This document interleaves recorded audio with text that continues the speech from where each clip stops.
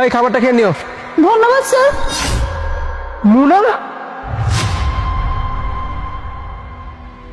আরে না, ভাবি কেন এখানে থাকবে? আর ভাবি তো একটা ছেলে হাত ধরে বাসাতে বের হয়ে গেছে। তোমার ভুল হচ্ছে, তুমি বাইরে থেকে আসছো না। আর তুমি তো ভাবিকে অনেক ভালোবাসো, এই জন্য তোমার মাথার ভিতরে সবসময় ভাবি থাকে। কিন্তু গলার আওয়াজটা হুবহু মুনার মতো লাগলো। আরে বাবা, একটা মানুষের মতো একটা মানুষ হতে পারে না? একটা মানুষের গলার মতো আরেকটা মানুষের গলার ভয়েস হতে পারে না? তোমার ভুল হচ্ছে ভাইয়া। না,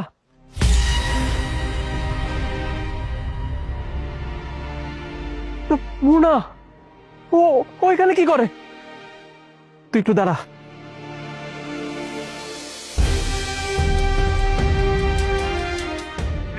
কি ব্যাপার, আপনারা এইভাবে রাস্তায় শুয়ে আছেন কেন? আর এইভাবে কেন ভিক্ষা চাচ্ছেন মানুষের কাছে?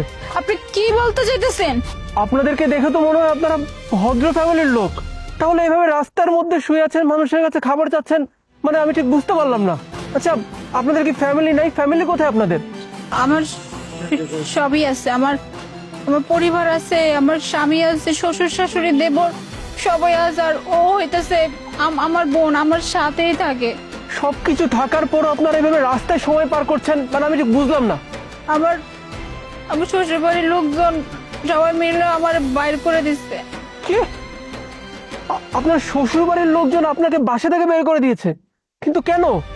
আসলে আমার তো বাচ্চা হয় না, এর জন্য আমার শ্বশুর বাড়ি সবাই মিলে আমার বাই করে দিচ্ছে। মূলত আমার এই দেবরের জন্য। আমার দেবর বিয়ে করছে। দেবর বিয়ে করার পরে দেবরের বউ প্রেগনেন্ট হয়েছে। এরপর থেকে আমার বউ অত্যাচার বাইরে গেছে, কারণ আমার বাচ্চা হয় না। এর জন্য তারা আমার বাড়ি থেকে বাইরে গেছে। আমি নাকি একটা অপয়া। আমি এত করে বলছি যে আপনার একটা আমার স্বামী আসা পর্যন্ত অপেক্ষা করেন। আমার স্বামী তো দেশের বাইরে, কিন্তু তারা কেউ আমার কথা শুনে নেয়। তো এই কথাগুলো আপনি আপনার হাজবেন্ডকে জানাননি? আমার কাছে কোনো উপায় ছিল না।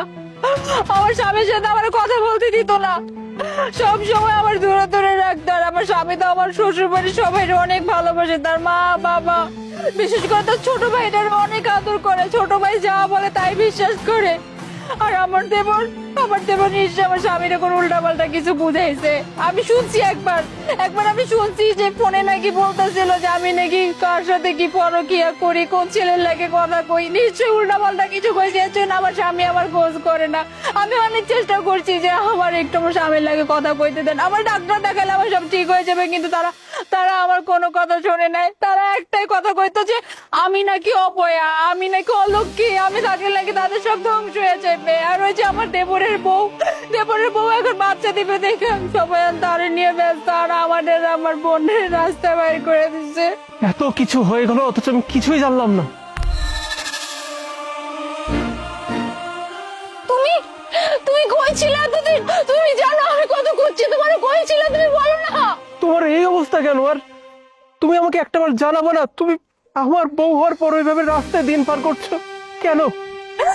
আমি অনেক খুঁজছি তোমার, অনেক চেষ্টা করছি তোমার সাথে যোগাযোগ করার, কিন্তু আমি কোনোভাবে পারি নাই। তোমার বাড়ি সবাই মিলে আমার বাইর করে দিচ্ছে। বিশ্বাস করো, আমি এই ব্যাপারে কিছুই জানতাম না। আমি বিদেশ থেকে বাসায় আসার পর যখন দেখলাম তুমি বাড়িতে নেই, আমি সবাইকে জিজ্ঞেস করলাম যে আমার বউ কোথায়।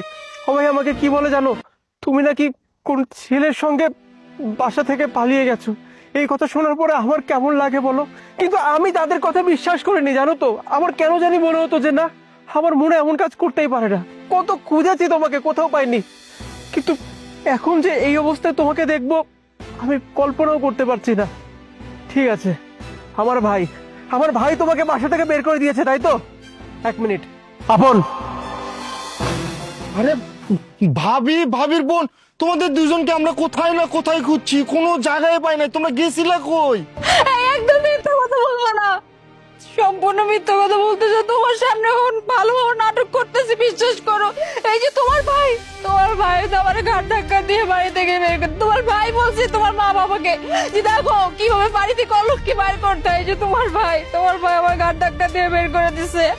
ভাবি, এসব তুমি কি বলতেছো? তোমাদেরকে আমি কতই না খোঁজা খুঁজছি, আর আমরা কেন বাসা থেকে বের করে দেবো তোমাকে?